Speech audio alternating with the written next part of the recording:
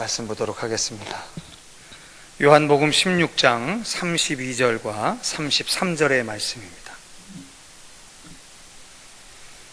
요한복음 16장 32절 그리고 33절의 말씀, 두 절의 말씀을 우리 한 목소리로 함께 읽어보시도록 하겠습니다. 같이 읽겠습니다. 시작. 보라, 너희가 다 각각 제 곳으로 흩어지고 나를 혼자 둘 때가 오나니 벌써 왔도다. 그러나 내가 혼자 있는 것이 아니라 아버지께서 나와 함께 계시느니라. 이것을 너희에게 이르는 것은 너희로 내 안에서 평안을 누리게 하려 함이라. 세상에서는 너희가 환난을 당하나 담대하라. 내가 세상을 이기었노라. 아멘. 할렐루야.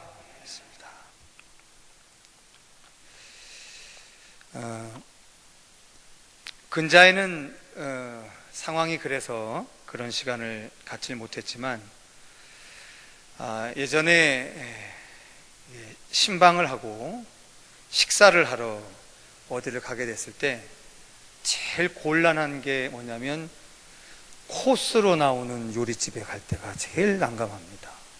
이유가 뭐냐면 이게 가보셔서 다 아시지만 반찬 하나 나오고 좀 있다가 또 하나 나오고 조금 있다가 또 하나 나오고 이거를 한 10여 차례 계속 이렇게 나옵니다. 그러면 대개 50, 60이 넘으신 우리 성도들은 반응이 똑같아요. 한꺼번에 줘서 먹게 하지. 무슨 이렇게 먹다 말다 무슨 뭐 먹었는지도 모르겠다. 이렇게 대부분의 평가가 그렇습니다. 나이가 들어갈수록 먹는 게 참 단순해져 가는 것 같습니다. 저도 얼마 나이 먹지 않았지만 뭐 이게 복잡한 거 뭐 먹는 것보다는 맛있는 음식 한 가지를 잘 먹으면 얼마나 만족스러운지 모릅니다.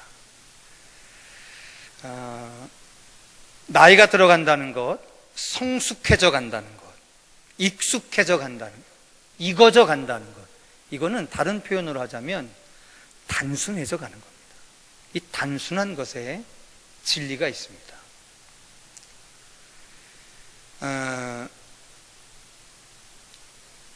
저는 저희 사모하고 안지는 한 30년이 좀 넘었고요. 산지는 한 5년? 20? 보비야 몇 년이냐? 20? 우리 92년에 결혼했나요? 예. 그러면은 28년이나 됐어요? 오이구. 네. 28년이 됐다고 합니다. 그런데 여러분 제일 맛있는 음식이 혹시 뭐이십니까? 고기. 네. 혹시 각자 맛있는 음식이 뭐가 있으실 텐데 저는 살아보니까요 제일 맛있는 음식이 뭐냐면 고민하지 않고 먹는 음식이 그렇게 맛있습니다. 그게 뭐냐면 저희 사모가 저의 아침과 점심과 저녁을 저한테 뭘 물어보는 적이 그렇게 많지 않아요. 저는 차려주면 정말 맛있게 먹습니다. 그런데 어떤 특별한 일이 있어서 사모가 제 밥을 챙겨주지 못하는 상황이 되게 되면 나가서 맛있는 음식을 사 먹어도요 때때마다 뭘 먹을까야 고민을 하게 되고요. 그 고민이 조금 길어지기 시작하면 뭘 먹어도 참 맛을 못 느끼겠어요. 그냥 배고프지 않으려고 먹는 거지. 그래서 제가 저희 사모한테 근자에 그런 얘기 했습니다. 여보, 제일 맛있는 음식이 뭔 줄 알아요? 그랬더니 뭐냐고 묻더라고요. 그래서 내가 그랬어요. 고민하지 않고 당신이 차려주는 밥이 제일 맛있다. 점점 그렇게 돼갈 것 같습니다. 그렇게 제가 세상에서 제일 맛있는 음식을 공급해주는 사모에게 지난날 우리가 연애 시절부터 항상 어딜 가서 뭘 먹으면 제가 물어봐요. 뭐 먹을 거야? 그러면 저희 사모는 항상 그렇게 얘기했습니다. 오빠 드시고 싶은 거 자기도 먹겠대. 그래서 저는 단순하잖아요. 그래서 그냥 그 얘기를 그냥 그대로 알아들었어요. 근데 한 30년 살고 보니까요, 그게 무슨 얘기였냐면, 내가 먹고 싶은 것 중에 네 입으로 골라서 주문해서 먹여줘, 이거였었어요. 살아보니까 우리 안에 그 단순한 말 한마디가 담겨져 있는, 제가 요즘 그에 많이 놀립니다. 목사님 마음대로 하세요 그러면 제가 당신이 원하는 것 중에 내 입으로 당신이 원하는 것을 이야기해서 하라는 거지. 그렇게 하면 깔깔깔 웃고 맙니다. 살아가다 보니까 예전에는 참 복잡했어요. 뭐가? 사람과 사람과의 관계를 풀어가는 것도 참 복잡했습니다. 생각도 복잡하고, 그리고 심지어는 하나님과의 관계를 맺어가는 것도 그렇게 복잡했는지 몰라요. 뭐가 이러느니 뭐가 저러느니 그런 게 참 많았었습니다. 자, 그런데 오늘 요한복음 16장에 보면 제가 지난달에 말씀을 보았던 그 말씀과 오늘 본 말씀 안에 참 단순한 인생의 비밀이 담겨져 있더라는 겁니다. 자, 제가 지난달에 우리 성도들과 함께 보았던 그 말씀을 잠깐 한번 다시 보도록 하시죠. 자, 저를 따라 한번 찾아보시도록 하겠습니다. 다 같이 16장 24절입니다. 16장 23절. 자, 같이 한번 읽어보실까요? 16장 23절 24절 시작. 그날에는 너희가 아무것도 내게 묻지 아니하리라. 내가 진실로 진실로 너희에게 이르노니 너희가 무엇이든지 아버지께 구하는 것을 내 이름으로 주시리라. 지금까지는 너희가 내 이름으로 아무것도 구하지 아니하였으나 구하라, 그리하면 받으리니 너희 기쁨이 충만하리라. 우리가 인생을 살면서 우리 인생 안에 기쁨이 가득한 인생을 바라지 않는 사람이 아무도 없습니다. 그렇죠? 우린 참 기쁘기를 원해요. 내 인생 안에 참 기쁨이 가득하기를 원해요.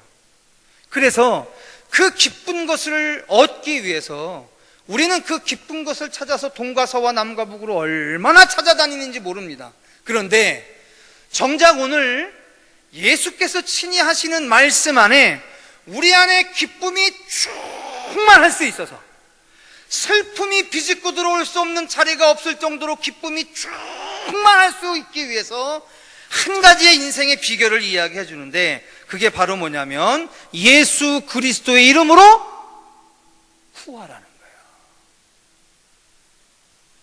성도 여러분, 우리 인생 안에 진정이 흔들리지 않는 충만한 기쁨을 빼앗기는 가장 결정적인 이유는 뭐냐면 남편이 속썩여서가 아니에요. 자식이 속썩여서가 아니에요.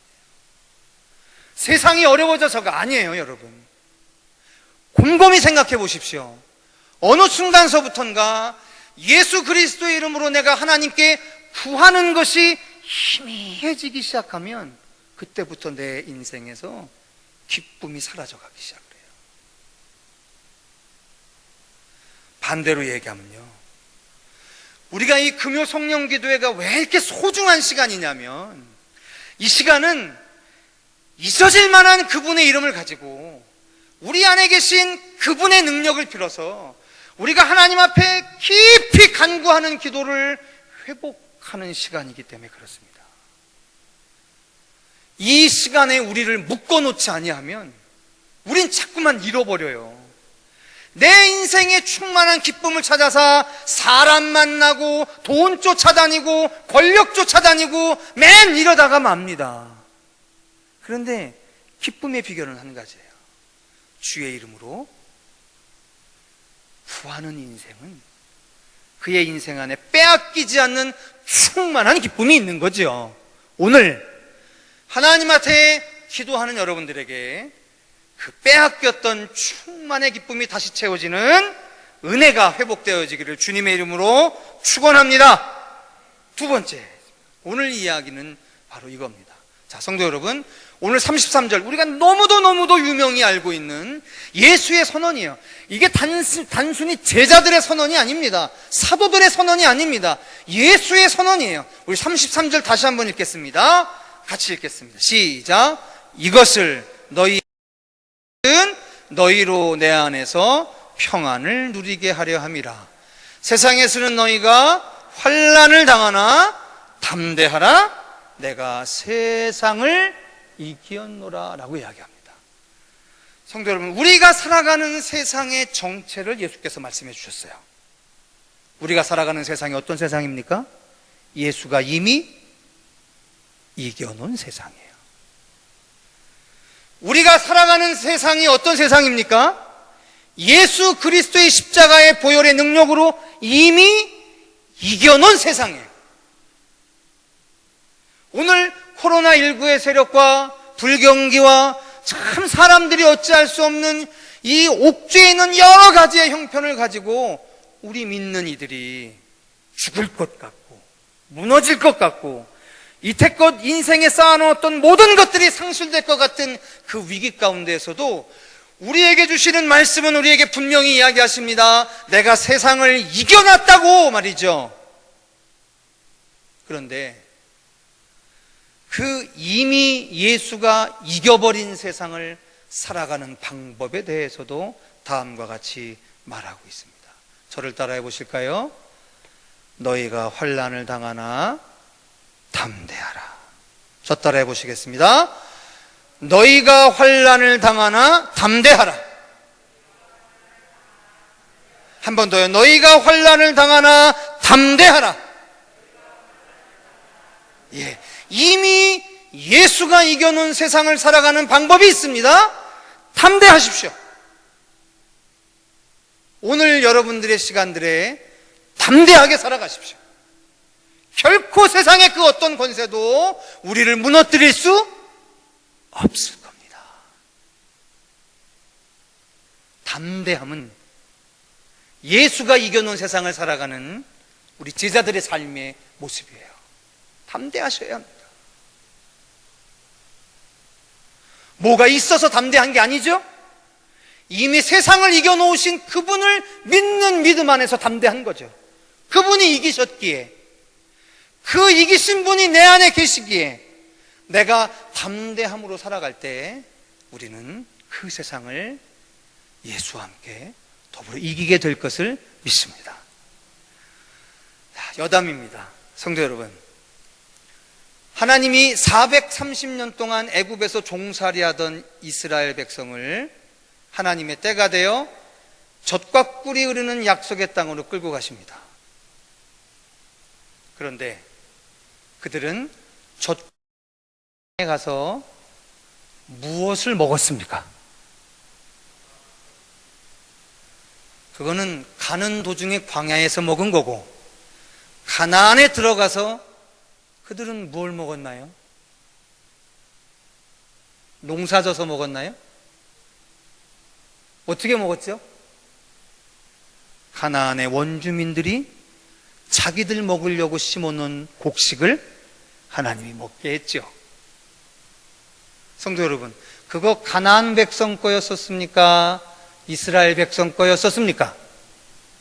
그런데 가나안 백성은 자기 것일 거라고 파종하고 김매고 애썼죠.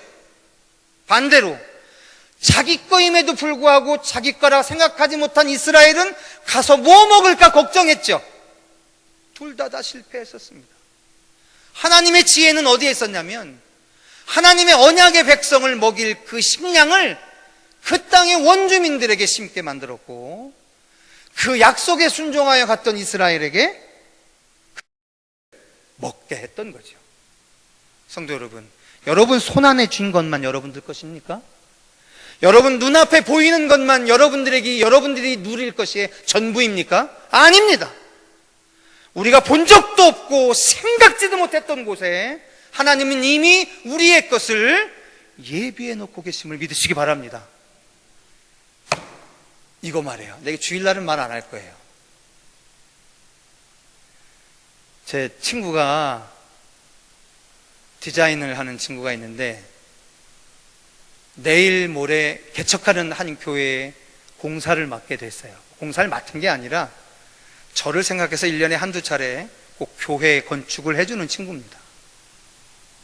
그런데 다 하고 이것도 자기가 친히 다 디자인 다 그려서 수제작을 해서 딱 갖다 놨는데 세상에 그 교회 담임 목사님이 키가 작아서 여기에 서면 이렇게 되더래요. 딱 목만 보이더래요. 이렇게. 그래서 오늘 아침에 전화가 왔어요. 이 목사, 그래서 여기 밑을 잘라서 낮추라고 하는데 그러면 이 디자이너의 자존심상 허락이 안 되고 갖다 쓸까?